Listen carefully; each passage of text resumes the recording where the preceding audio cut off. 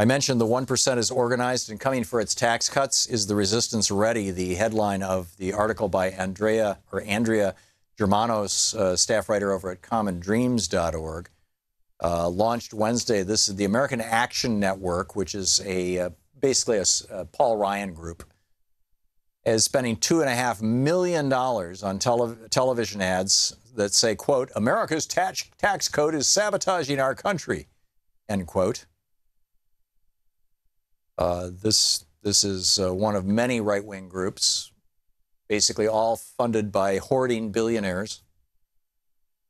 Indeed, Andrea writes, indeed, the ad comes amidst promotional efforts by Koch Brothers affiliated groups to bolster the Republican tax cut endeavor, including an ad blitz of their own and a lineup of events in 36 states.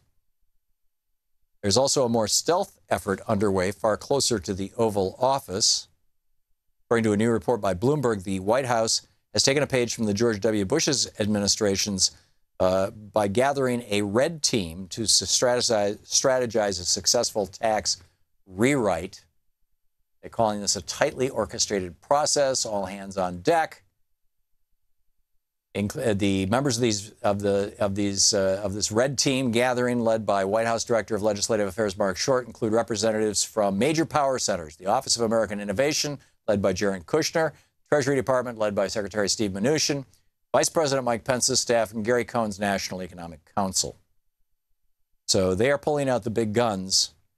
And as Indivisible says in pushing back, here's the first thing to know. This is not going to be true tax reform.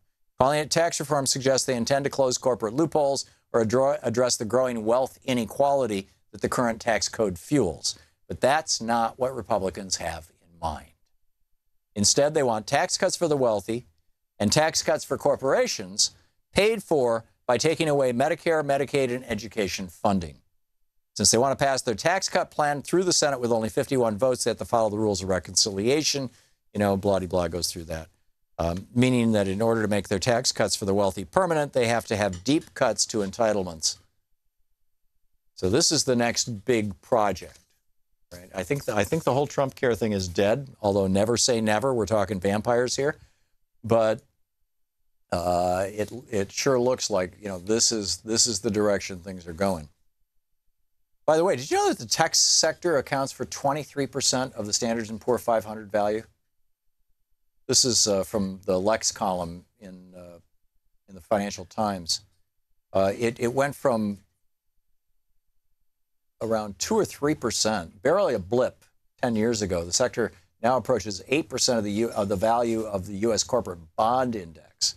In other words, high-tech companies in Silicon Valley have borrowed more money than people have borrowed in the field of consumer goods, real estate, or retail, and retail.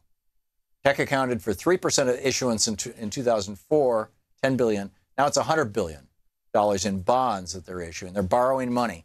They hit 20% of corporate issuance for the first time. In other words, there's a bubble forming, and it's forming around the tech stocks and the tech companies. And the Financial Times is a little concerned about this. Have you looked at the VIX lately?